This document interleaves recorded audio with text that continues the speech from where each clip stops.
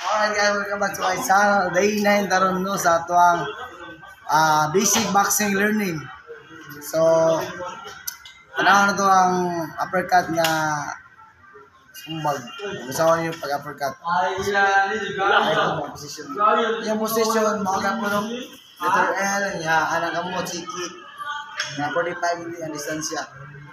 So, ako itong uppercut, ato i-practice ang left uppercut. Sa ito pag-uppercut sa left. Okay?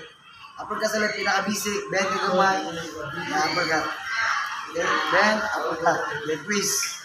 Bend, yung twist ka po hips, knee, foot, uppercut. Forward, uppercut. Backward, uppercut. Balance ulit yung gawa sa forward, pivot.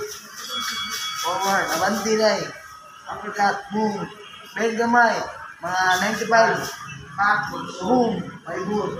Abanti, back, boom, backward, boom, pivot, abanti, boom, atras, pang, pivot, abanti, pang.